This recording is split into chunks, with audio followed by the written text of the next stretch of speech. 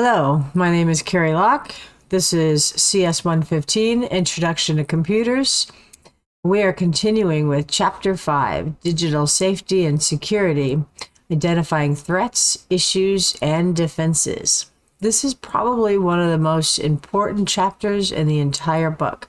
Probably one of the most useful, and probably one of my favorite chapters. So lots of really good and useful information in this chapter. So let's continue. So an overview, in week 7, we covered digital security risks, internet and network attacks, unauthorized access and use, software theft. We went over the assignment, really cool assignments. And in week 8, of course, we're going to do some housekeeping, and then we're going to continue with information theft, hardware theft, vandalism and failure, backing up, which is, of course, the ultimate safeguard, wireless security, ethics and society, and we'll finish up with information privacy. Then we'll do a chapter summary, and we'll go over the assignment for this week. Once again, I'm using Google Slides for my presentation slides.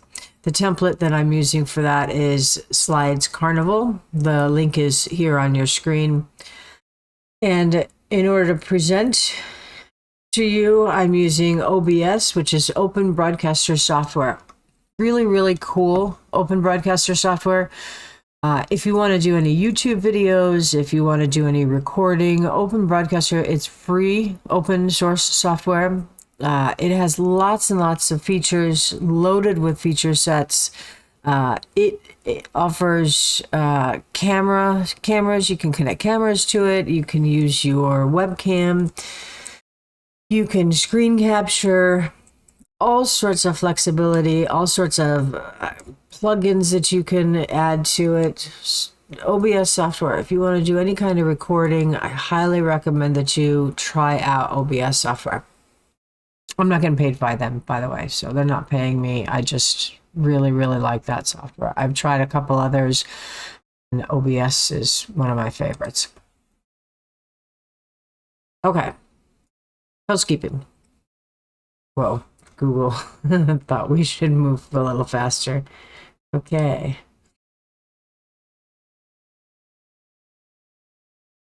Housekeeping. The content will be up at the beginning of the week. The quiz for chapters 1 through 3 was on Saturday, 3/13. Overall, from what I can see, most people did really well on it. It was a good quiz. It was a good quiz.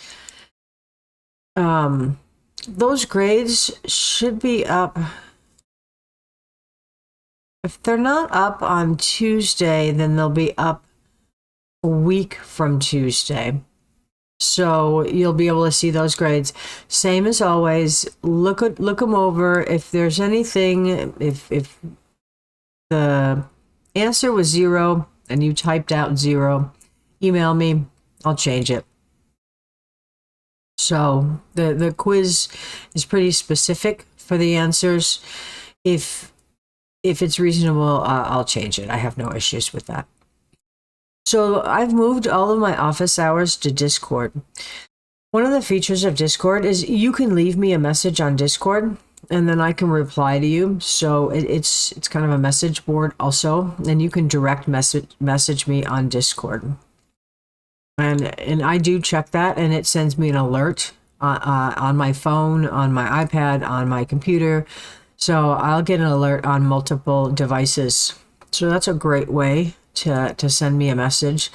It's even better than email because, as I said, it actually alerts me that there's a message. So Discord is a really great way if you need to get a hold of me quickly. That's probably a better way to get a hold of me than even email. Changes, of course, will be announced through Web Campus. And the assignments, the grading has been a bit slow because the assignments that I've created for you are a bit more difficult to grade than I originally anticipated. They're taking a bit longer. I am working on those. I will get those up as quickly as I can. I understand that that's very important to you. So I am working on those. Expect to see those soon. Jumping right in, software licenses. This is something that I do every day. This is something that I've been doing for many, many years. So I have a lot of knowledge in this area. If you want more information on these, contact me. I am happy to share what I know. Single user license agreement. So what can you do and what can you not do with a single user license agreement?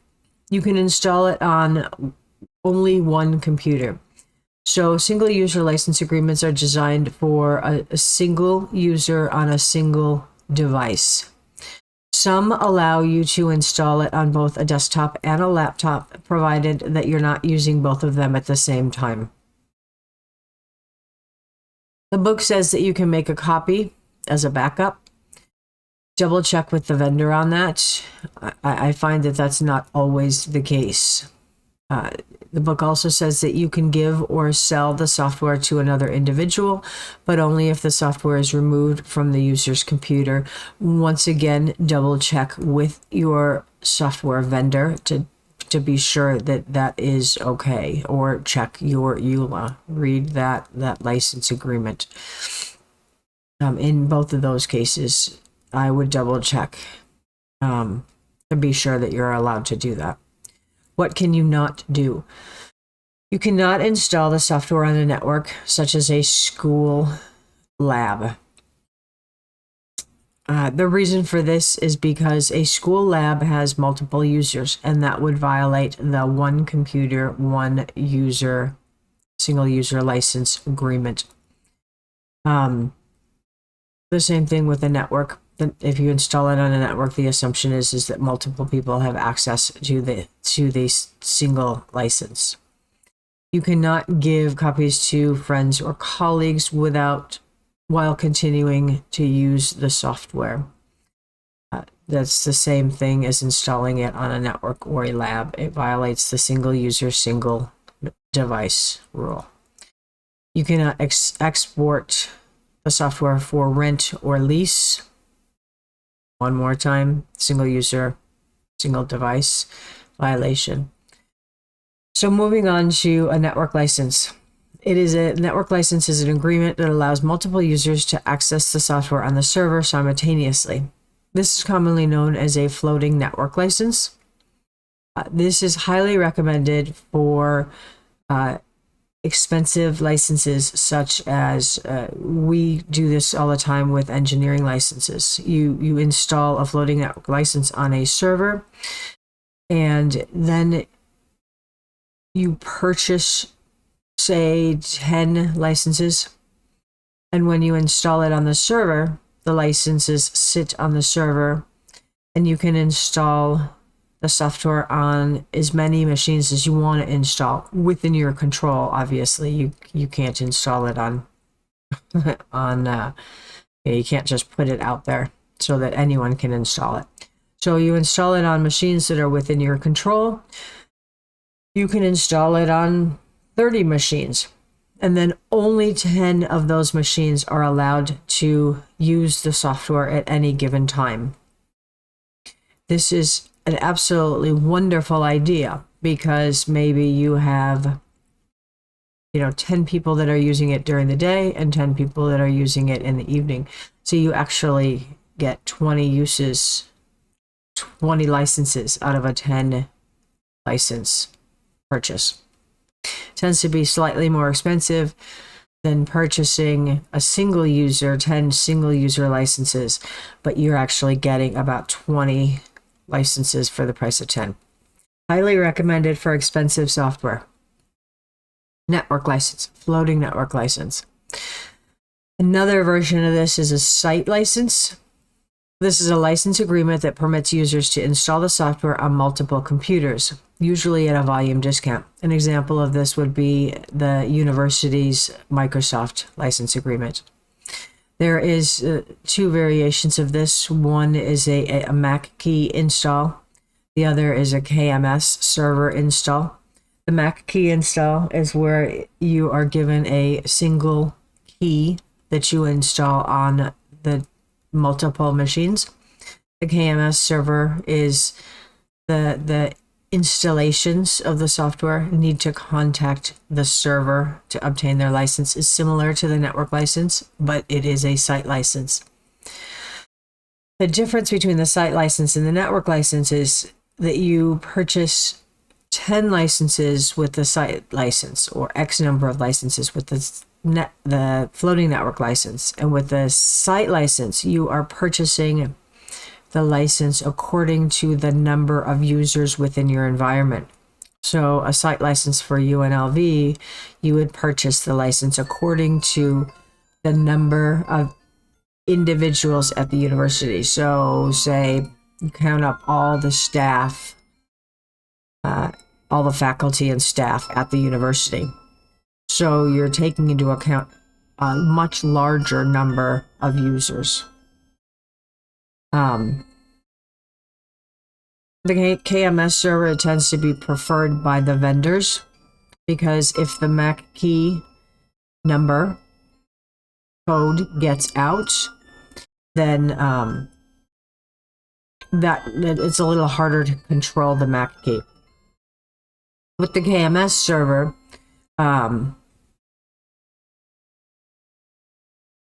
you have a feature that they need to phone home. So if you have a laptop that has Microsoft Office installed on it, you would have X number of uses outside of your environment before you would need to bring that laptop back into your environment to re-authenticate with the KMS server. So say you would maybe have 30 uses, and then it would need to come back into the university environment to be re-authenticated. And you'll see the warnings, Microsoft Office is not activated. We call that phoning home. It's just the term that is used for it. ET, phone home. Information theft. Information theft is when someone steals personal or confidential information.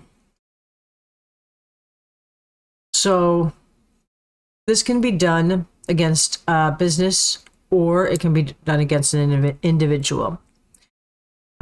It can be, we talked about this before, it can be corporate or industrial espionage or spying.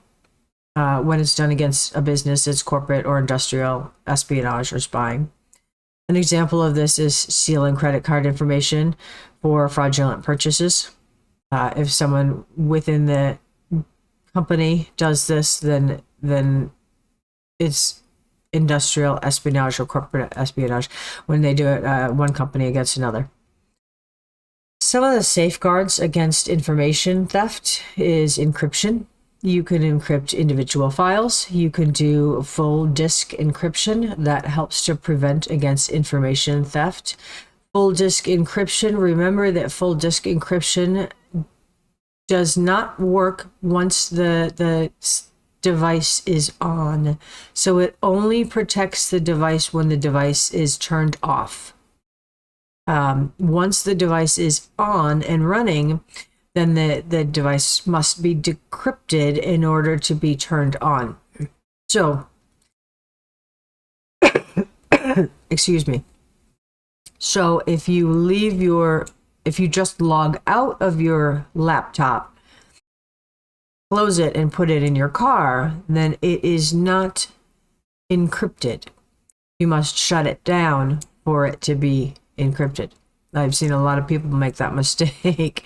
They thought that they were protected, and they were not, because they had only logged off. They had not shut down. So, symmetric key encryption, also called private key encryption. So an example of this is a password. So this is a single key encryption.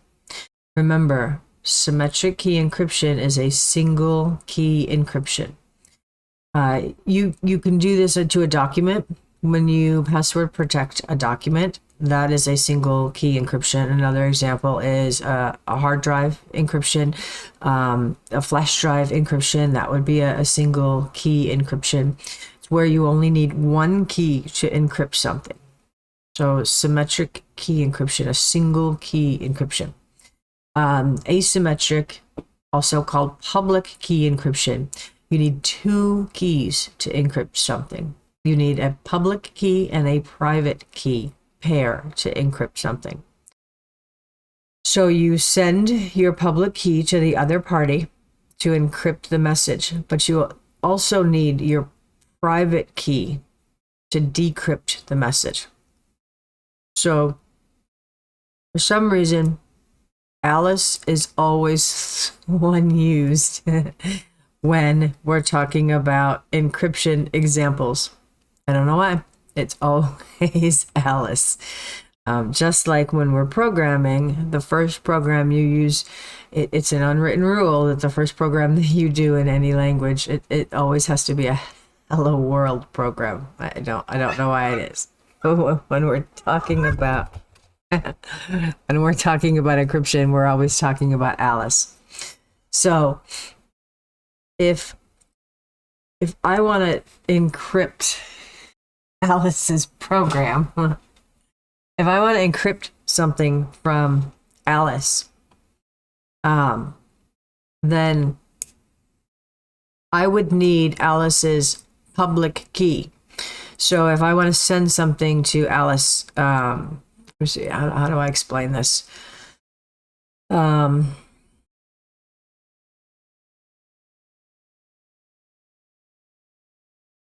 So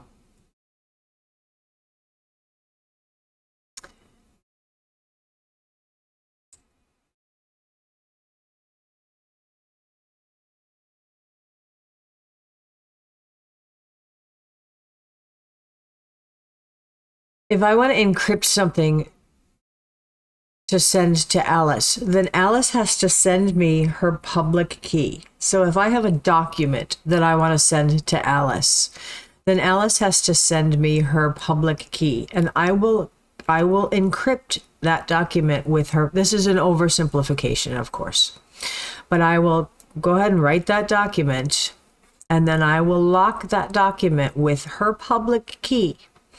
And then I will send that document to her. And she has to have her private key in order to decrypt that document. Now, her public key is public. That, just like the word states, it's public. So anybody can see her public key. But that message cannot be decrypted unless you have the combination of her public key and her private key. It's this really special mathematical thing that has to be done with the combination of her public key and her private key. So anybody can have her public key and that document, and they still cannot decrypt that message. I can't even decrypt that message. Once I encrypt it, I can't decrypt it with her public key. I have to have her private key. So this brings up a good point. If you have a private key on your computer, keep that private key safe. Don't let somebody get a hold of that private key. It's important that those private keys are kept safe. And if you've heard in the news, well, RSA got hacked and their private keys got hacked. Then when you hear in the news that somebody got attacked, like a RSA who creates private keys, then that's what you'll hear you'll hear those private keys, or digital certificates, which we'll get to next. Their digital certificates or their algorithm that creates those got hacked, and that's big news when that happens. Okay, so moving on. The public key, the public private key pair, it's used all over the internet. HTTPS uses it, SSH uses it, Bitcoin uses it. It's used in many other algorithms. That's just to mention a couple. The theory behind it is used in many other algorithms. Digital certificates uses a public key encryption with a third-party verification. Those protocols are TSL and SSL. Banks use those, emails use those. A digital certificate is a unique encryption code that verifies a user through a third-party verification. So now that I've told you all that in my boring language, what I've provided for you is 3 very short videos that will show you in visual terms and audible terms how these things work. I highly recommend that you watch them in order. They're really great, very short videos that will show you this. And this is really important information to watch, because this is how everything on the internet is secured right now. This is how all your banking information is secured. This is how all of your documents are secured right now. This is how everything on the internet is secured. So it's really important that you watch those videos just so that you're aware of what's happening behind the scenes, and you know kind of some key words to listen for. All right, enough on that. Let's move on. Hardware theft, vandalism, and failure. Theft in this context is the stealing of digital equipment. Vandalism is defacing or destroying digital equipment. Failure, it can be age, natural, or man-made disasters, random events such as power or program errors. Safeguards against this theft and vandalism safeguards include physical access, alarms, physical or cable locks, device tracking, hard disk drive, file encryption. If someone has physical access to devices, servers, any of this stuff, physical access, you pretty much are dust. So physical access is number one in cybersecurity, in protecting devices. If they have physical access to the device, then you're pretty much toast. As far as failure, surge protectors, which we've discussed, UPS, uninterruptible power supply, duplicate the contents or the data, the files, duplicate the computer. That's called the HA pair, which is a high availability pair. You start to get really expensive when you do that. That's for servers. That's for stuff that can't go down. So your network equipment, your firewall, you will find that HA pair. The university has HA pair. Anything that cannot go down has an HA pair. Fault tolerant computers, your server. Your server videos showed you the HA pairs. They showed you the computer parts that were fault tolerant. They had redundant power supplies. They had redundant hard drives, redundant NIC cards. So even at the server level, you start having fault tolerant parts. So backup. Failures are going to happen. So what is the floor that you're going to fall to when something happens? And I'll talk a little bit more about that later. But backup. What is a backup? It is a duplicate of a file, program, or media that can be used if the original is lost, damaged, or destroyed. Excuse me, I have hair in my mouth. A restore. What is a restore? It is to return the files by copying the backed up files to their original location on the device. So the different types of backups, you're going to see this if you back up, which of course you're going to back up. So the types of backups can be confusing. So let's go over those really quickly. A full backup, of course, copies all of the files on the media or in the computer. It is the fastest. It is the fastest and easiest for recovery purposes. It is the longest to back up, and it takes the most storage. A differential backup is only the files that have changed since the last backup.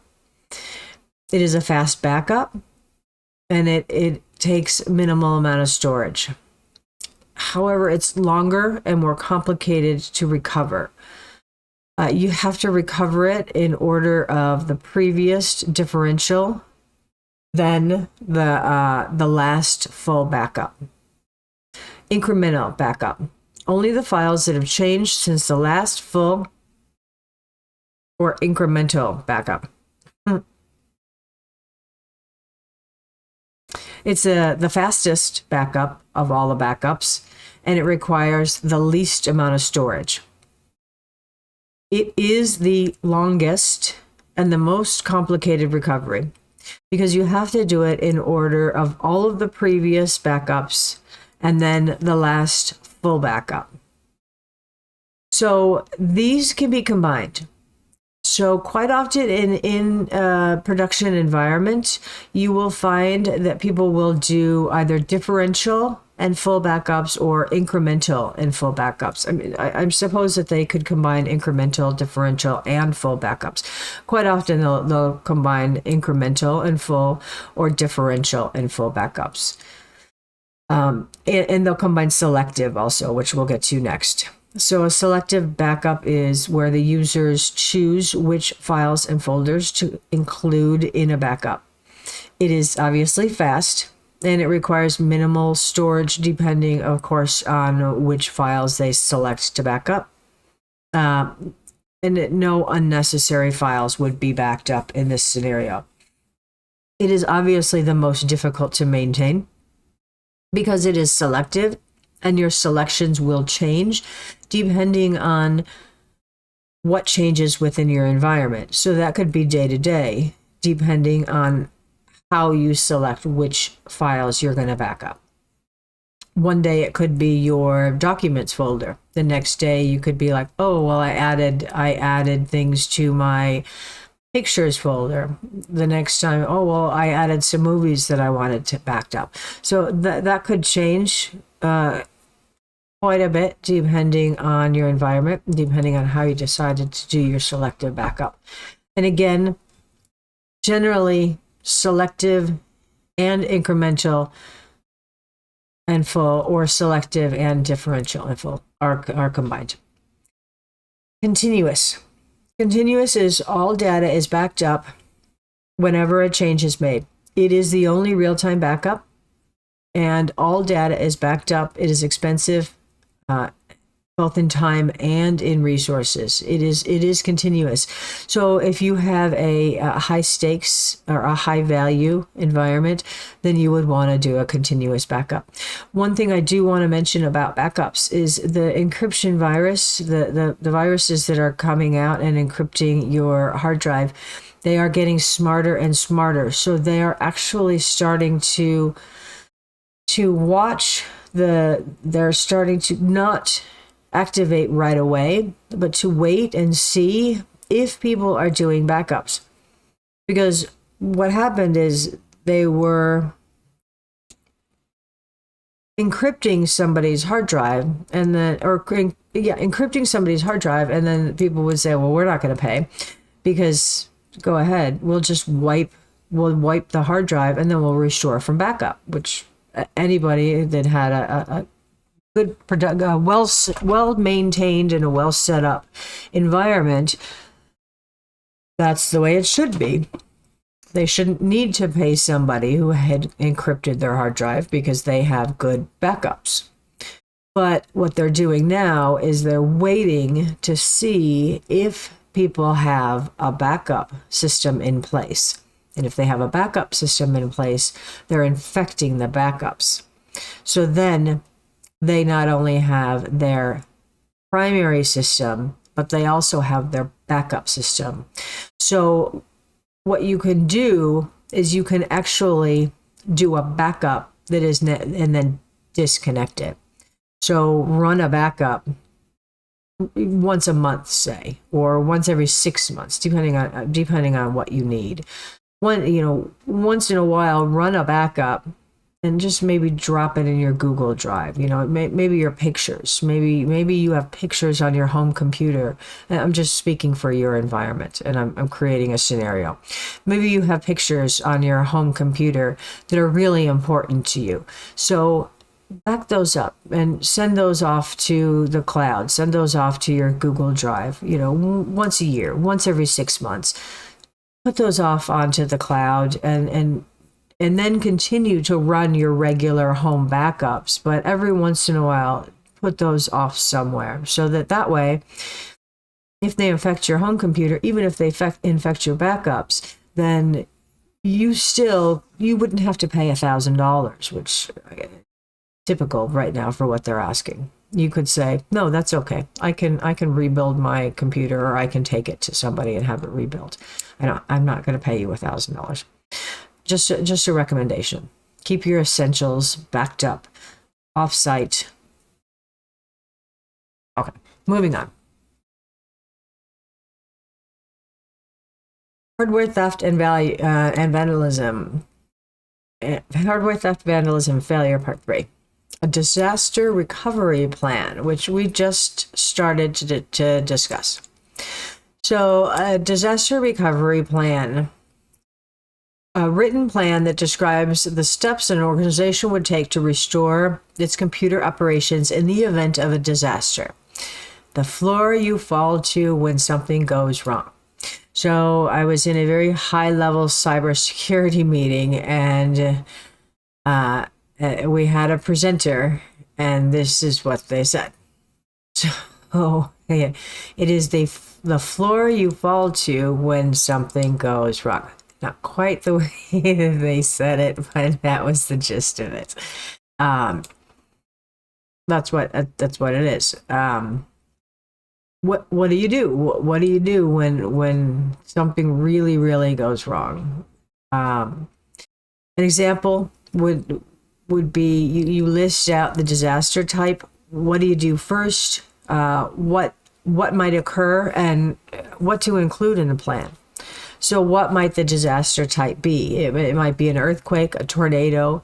And what would you do in the instance of an earthquake or a tornado? Well, I would hope you would shut off the power if you were in charge of a large machine room, and evacuate. What could occur in a natural disaster? A power outage, power lines down, structural damage. Those are just some examples. What would you include in the plan? A generator, satellite phone, a point of contact list, an alternate work site. So what would you do? How would you maintain connectivity to a machine room if you were not on site? How would you know if that machine room was up and running, or if it wasn't up and running? So where's your alternate work site? What do you do? What do you do if you're out of work if you can't return for 2 weeks? What are your operations? What are your plans? So included not only in your disaster recovery plan, you also need an emergency plan, a backup plan, a recovery plan. So what is your backup plan? Do you have a full backup plan? Do you have a differential backup plan? Do you have a combination? And then what's your plan for recovery? How are you going to recover that? Have you tried out the recovery? Have you tested the recovery? Does it work? And then that moves into the test plan. Do you test your plan out? Do you test it every 6 months? Do you test it every year? Do you test it every 20 years? Do you never test it? Do you wait? Is your test when things go wrong? You wait until, an earthquake. You wait until a natural disaster to test it. Some people never test. Some people don't have a disaster recovery plan. Most people don't. Okay. Wireless security. I left this part really, really brief because we're going to talk about this in a later chapter, and you know there's a lot to talk about. I also found a link. There's a guy that I found online that goes through an entire process to help you guys make sure that your home network is secure, that I found was really useful, that I'm going to post. I didn't post it for you this week, but I'm going to post it for you. And he's very entertaining. It's a great video. So I'm gonna find that link again, and I'm gonna post that for you guys.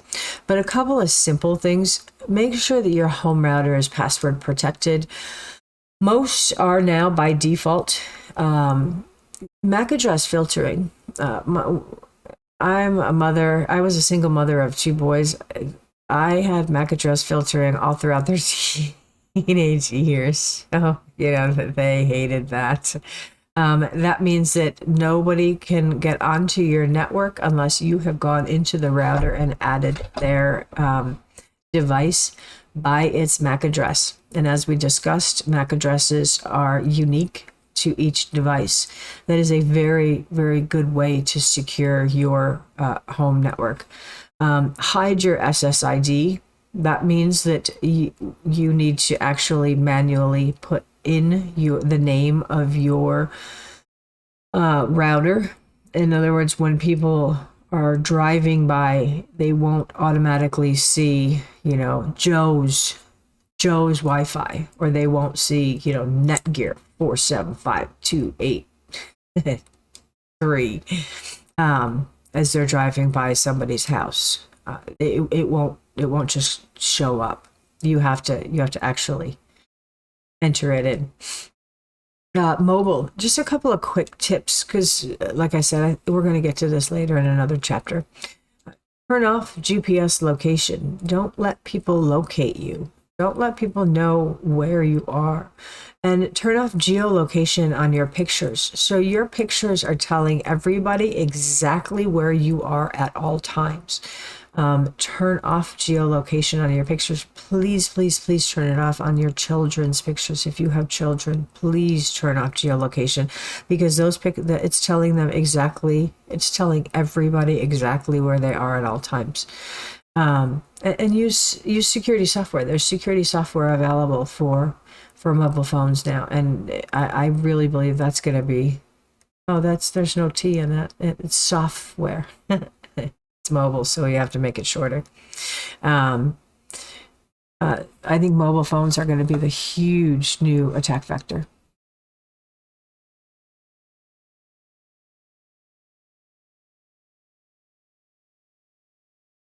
Ethics in society.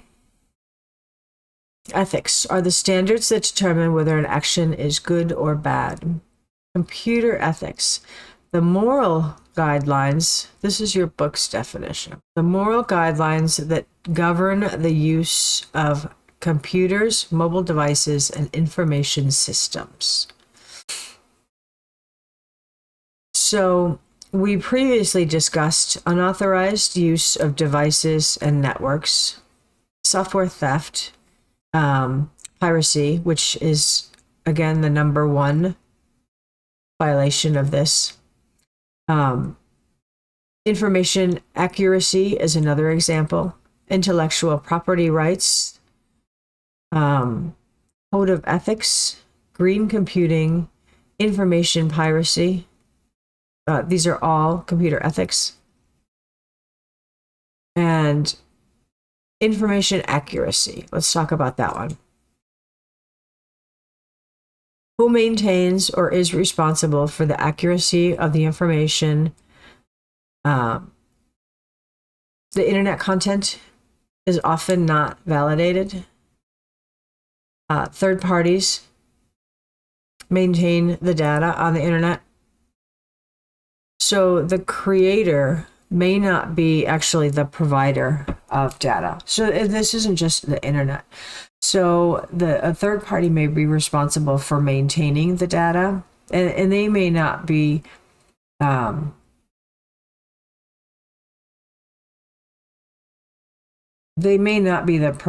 creator of the data. So that's happening quite a bit. Your medical records actually are quite often maintained by third parties.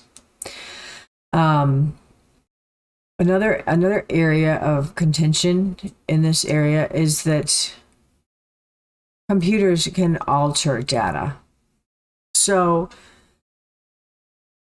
a great example of this is just Facetune.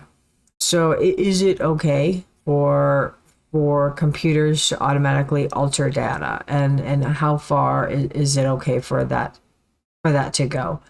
So I mean, everybody's face tuning now. How accurate are any pictures anymore? And is it okay for computers to automatically alter data? I mean, Facetune is just an easy example. I don't have any issues against Facetune. It's just a good example. Um, but the information that's out there related to data, how accurate is it, and who's responsible for it, and who's responsible for validating it? Just there's two words that come to mind, which I'm sure it probably comes to mind. They've been they've been shouted at us for the past few years. Okay, ethics in society. Intellectual property rights, or IP, the rights to which creators are entitled to their work. Ideas, inventions, art, writings, processes, company and product names, logos, digital, and easily redistributed or altered without the creator's permission. So again, it's easy to digitally alter and redistribute logos, art, writings. It's easy to alter this stuff without the original creator's permission. And what are those rights? So that falls under the intellectual property rights. So copyright, the author or artist or other creator of the original work has exclusive rights to duplicate, publish, and sell their material. A copyright protects any tangible form of expression. Piracy is the most common intellectual property violation, and that's people illegally copying software, movies, or music. So fair use actually allows the use for educational and critical purposes.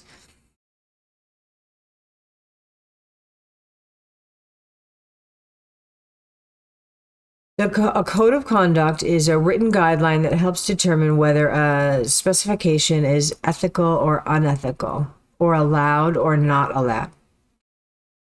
A good example of a code of conduct, UNLV has a code of conduct, and a link to that is in your syllabus. A lot of this stuff is under contention. Your book lists quite a few of these. Quite a few of the actual laws that are related to this. This is an entire new area of law. And I'm sure the UNLV School of Law would probably do a much better job of presenting this information than I could ever possibly do. But the computer law and this entire area is just a booming area. If you're interested in this, boy, this is an area that is really taking off. The how to protect intellectual property rights, copyright laws, how to protect all of this stuff, especially relating to computers, is just an area that is absolutely exploding because of how to protect the names and logos, how to enforce this in a court of law.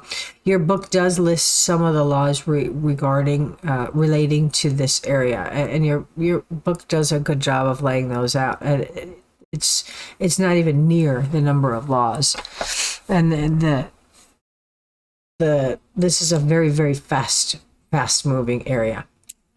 Green computing, we've talked about this before also.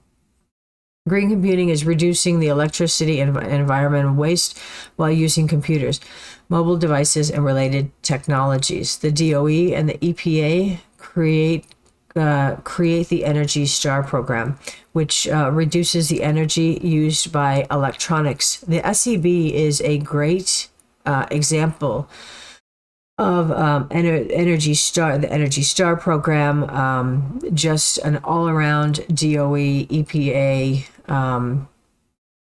reduced energy. The entire building is an energy conservation building.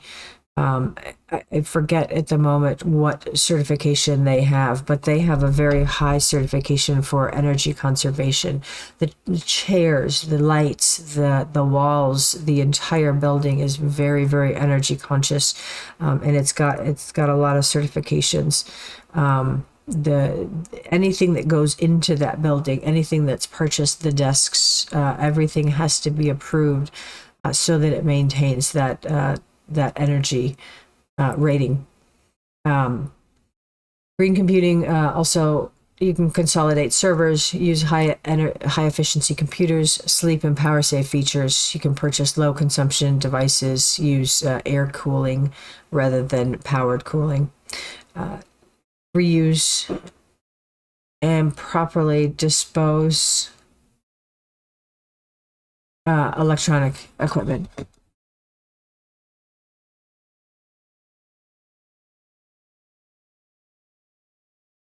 Information privacy. Moving on to information privacy. Information privacy is the right of individuals and companies to deny or restrict the collection, use, and dissemination of information about them.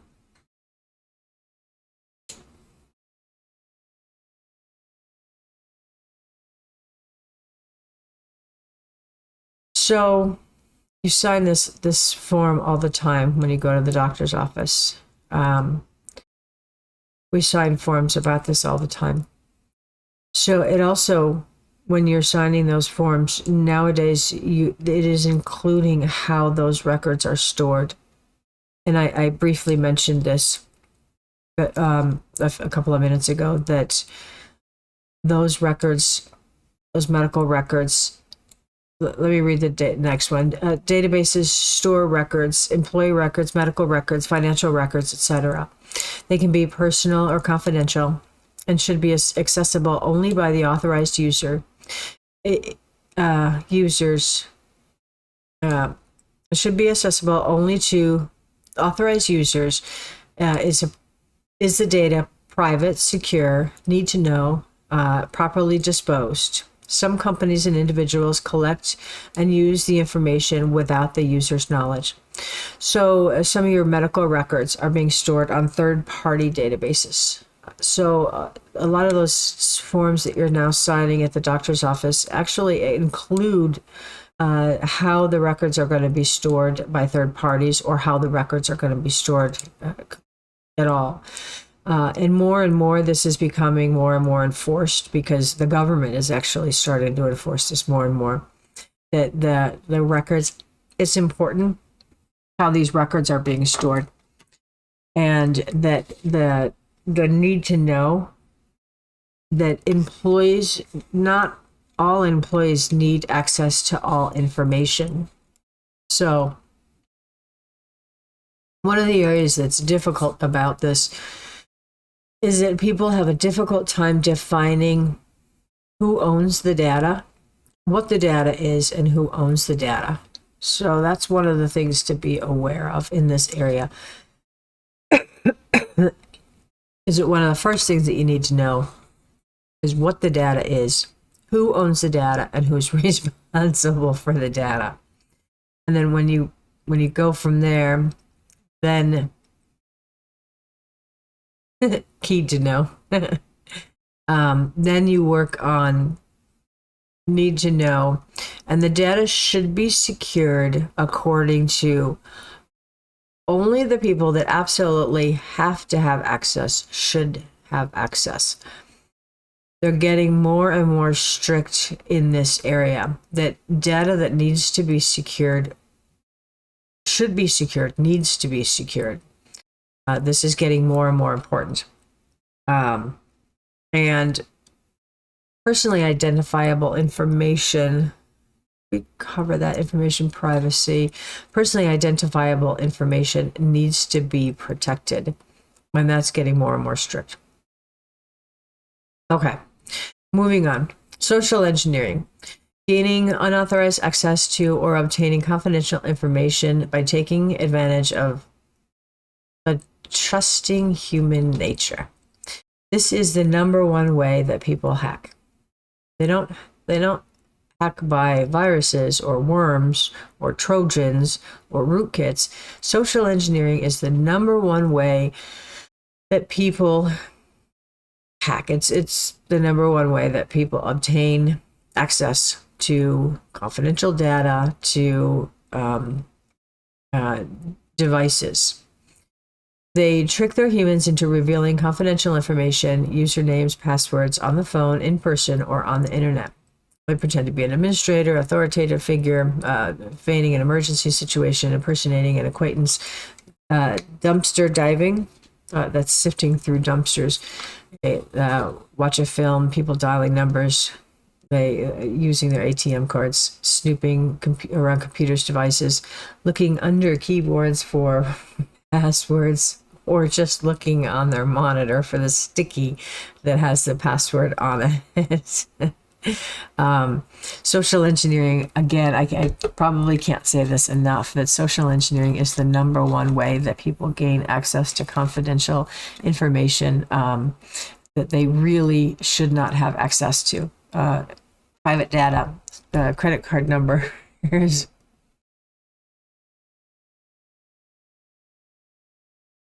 information that they really should not have access to. So, how do you protect yourself against social engineering? You never speak to anybody. Or you verify the identity of the person asking the questions, or the organization requesting the personal or confidential information. So, if the company, if you see something that looks fishy, trust your instinct. If you receive an email that says that you have to act on something, if something's urgent, it's not urgent. If your bank contacts you and it's urgent, then always be suspicious. If your bank contacts you via email, never, ever, ever, ever, ever, ever, ever, ever, ever click on the email. Especially if it's urgent. Always pick up the phone and call them. Don't click on an email from your bank that says that it's urgent, because I will tell you 99.99999% of the time, your bank will not contact you via email and state that it's urgent. And I can guarantee they will never ask you to enter your username or password via an email text or via an email communication. And they will never ask you to enter they should never ask you to enter your credentials. So pick up the phone and call the number that's on the back of your debit card or credit card or whatever. Just please call them. Don't click on suspicious email links, and do not reply. Don't hit reply to those emails. So if you think that the email is suspicious, do not reply to it. Call the company back. Even if it's within your place of employment, pick up the phone and call them. If somebody is calling your place of employment, asking for somebody, take their contact information and tell them if they work there. If they work there, then you'll see if they work there, and if they do, then you'll have them call them back. Shred sensitive or confidential documents. When using a computer, clear the cache in its browser. Use private browsing or incognito. That's what your book said. Don't use public computers or hotspots to conduct banking or sensitive transactions. Your book said to clear the browser cache, which is great advice. It's great advice for typical internet usage on a public computer. The better is just don't use a public computer or a hotspot to conduct banking, period. Just don't. I believe I had you watch the one where they actually did a man in the middle right at the hotspot. So, information privacy. Many laws surrounding gathering, storage, and disclosure of personal data. There are many laws. I touched on this before. Laws vary in their definition of, here we go, personal data. What is personal data? Personal data, it's sometimes called PII. People have other acronyms for it, personally identifiable information.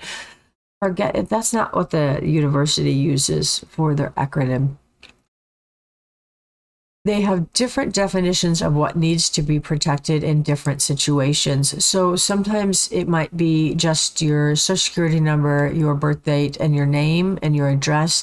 Sometimes it might just be your social security number. Sometimes it might be a combination of your name and your birth date and your address. So different entities have different definitions of what is protected personal data. Just so you know, sometimes they're okay with letting your name, your phone number, your address, all of that go out, even your birth date, but not in a specific combination. So everybody has a different definition of what personal protected data is. Information collected and stored should be limited to what is necessary to carry out the function of the business or government agency collecting the data. Yes. And when you start storing that data, you start increasing the necessity to protect that data, which starts getting more and more expensive. Storing, protecting, adding firewalls, adding encryption, adding backup. All of that stuff starts getting more and more expensive. Data should be protected so that employees have least privilege, need to know access to the information. I think we've covered that plenty. Released outside the organization, collecting data should only be with assigned disclosure. Individuals should know that the data being collected and have an opportunity to determine the accuracy of the data. So that is one thing that you should have an opportunity to do that a lot of people don't realize. And the what I was talking about was that table 5.4. Employee monitoring. This is an area that a lot of people don't understand. Most company, okay, let me define it first. The use of computers, mobile devices, or cameras to observe, record, and review an employee's use of technology. This is allowed by most companies. Communications and or emails, keyboard activity. They can monitor your keyboard activity to measure your productivity. They can monitor your websites visited. It is, I should have underlined and capitalized it is legal for employers to use these programs. In some states, the employer does not need a formal policy to read your email. When you're at work or at school, do not assume that your work or your school email is private. Never, ever, ever, ever, ever, ever assume that any email outside of maybe your personal, I wouldn't even assume your personal email is private. Do not assume that these things are private. Please do not. I had somebody tell me that all of their Twitter, oh yeah, my Twitter's private. I know. And if you go over to the Switch, which I gave you videos about the Switch, which is here in town. If you go over to the Switch, they have rows and rows of servers. Now remember, a server is about that tall. A 1U server is about that tall, and they run about that wide. So, and they had stacks of servers. The servers racks are taller than I am. so full of these servers, rows of them, as far as you can see. And that all of those servers store all of the tweets ever twittered. So everything that everybody has ever tweeted are stored on these servers. And, you know, a friend of mine was like, no, they delete those. No, they don't delete things. So don't ever assume that those items are private, please. And especially in your place of employment. Never assume that your email messages or any of your work activity done on a computer is private. Content filtering. Process of restricting access to content material. Businesses argue that employees are unproductive when visiting inappropriate or objective websites. So they filter this. They can filter this at the firewall. They can filter it on your computer itself. They can run proxies. Schools and libraries and parents use content filtering to restrict access. That's becoming popular. Cox has a filtering application for parents. Schools, CCSD has a proxy that they use to limit internet access. So you're restricted. Some websites are restricted. It can be rather annoying, that CCSD one. They filter all of your internet traffic through a specific URL so that they can restrict all of your internet traffic. Filtering opponents argue that banning any material violates constitutional guarantees of free speech and personal rights. So those are the opponents. I don't know if I don't know where that argument stands. I know that employees may have you sign an agreement, and as it states that in some states you don't even have to sign a formal agreement in order for them to read your email. But I would run on the assumption that they are. And as I stated, firewalls can restrict your activity. They can even filter out. So they can filter out for specific content. So the firewall can look for your social security number. They can key in for specific types of material, and they can filter out by websites. So say if a firewall was just watching for porn websites, or if a firewall was watching for say Facebook, say the employer just wanted to see which computers were going out to Facebook that day or Netflix that day, and they can tell that on the firewall. So just be aware that they have that capability. So web filtering program that restricts access to specific websites or sites that use specific words, email messages, chat programs, and programs. As I just stated, web filtering software. These can be a software program. These can be These web filtering can be done on specific hardware. It can be done in the firewall. These are getting very, very good. Internet security programs, including a firewall, antivirus program, and filtering capabilities combined. Browsers also often include content filtering capabilities, and proxies do the same thing. Oh, chapter summary. Wow, that was fast. We got through all that. That's a lot of material we got through. Okay, so chapter summary. And that was a lot of good stuff. So if you guys have any questions on this stuff, maybe in office hours, send me an email. There's a lot of really good information in here. So if you've come across something and you have any questions, please ask me. I would rather you asked me than went out and got into the work environment and then had a question. Please feel free to ask me. So chapter summary. Define digital security risks and the types of cyber criminals. Differentiate the different types of network attacks. Explain the safeguards. Discuss techniques to prevent unauthorized access, including the ACLs, access lists, and authentication techniques. Explain how manufacturers protect against software piracy. Discuss encryption, digital signatures, certificates. Like I said, I gave you some really, really great videos on that really explain it well. And they have pictures and you know, cartoon pictures, which are really, really good. Much better than I did. Identify and list safeguards against hardware theft, vandalism, and failure. Explain backup and the different backup options. Identify the risks, safeguards associated with wireless communications. Understand and explain issues related to information accuracy, intellectual property, codes of conduct, and green computing.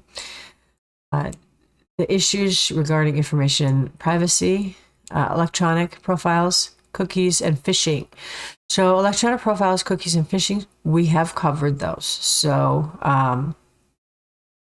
electronic profiles, I don't know that we covered that. That's in your book. Electronic profiles are your online profiles. Actually, I forgot to include that in this one. But your electronic profile is your online profile. So your Facebook online profile. That includes your digital information that's stored online. Spyware, adware, social engineering, privacy laws, employee monitoring, content filtering. Chapter study guide and the key terms with the end of the chapter. All right, let's move on to the assignment. So the assignment for this one, this is a really cool assignment. This one should not be difficult for you. It should not be hard for you. And I gave you step-by-step pictures all the way through.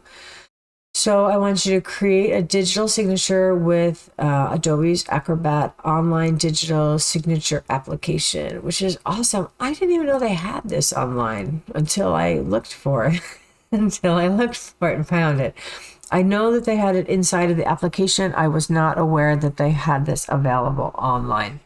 So, so you can create a digital signature with their online application. Download the file. There is a PDF file provided for you within the assignment.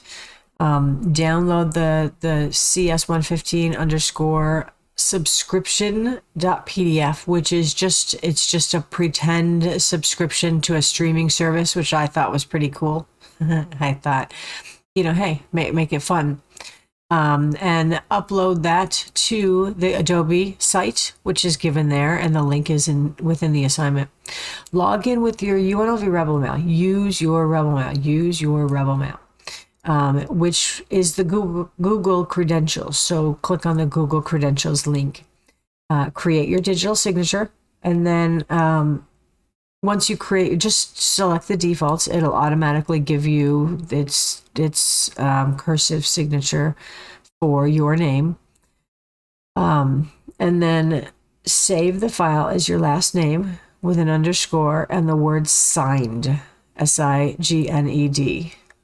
And then it'll have the file extension of .pdf, and then just upload it back to Web Campus. And of course, only PDF files will be accepted. All right. So that wasn't too bad. And you know what? I hope you guys had a wonderful spring break, and welcome back. And I hope you guys have a wonderful week.